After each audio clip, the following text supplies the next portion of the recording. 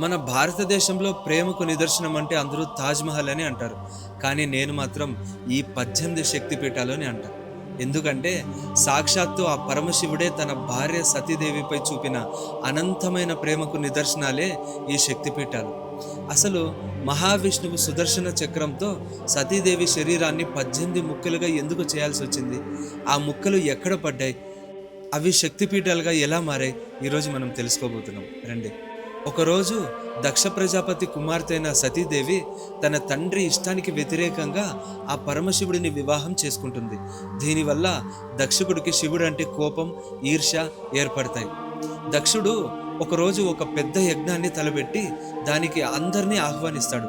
కానీ తన కూతురు సతీదేవిని, అల్లుడైన శివుడిని మాత్రం ఆహ్వానించాడు. అయినప్పటికీ తన పుట్టింటిపై ఉన్న ప్రేమతో సతీదేవి శివుడి మాట కాదని యజ్ఞానికి వెళ్తుంది.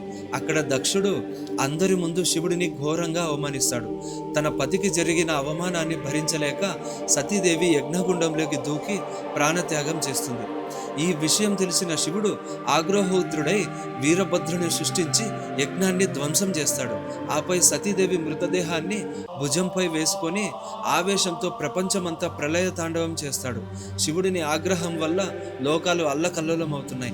ప్రపంచాన్ని రక్షించడానికి ఆ మహావిష్ణువు తన సుదర్శన చక్రాన్ని ప్రయోగించాడు. ఈ చక్రం సతీదేవి శరీరాన్ని ముక్కలు ముక్కలుగా ఖండిస్తుంది. అలా సతీదేవి శరీర భాగాలు భూమిపై వేర్వేరు చోట్ల పడ్డాయి. ఎక్కడెక్కడైతే పడ్డాయో అవన్నీ శక్తిపీఠాలుగా మారాయి.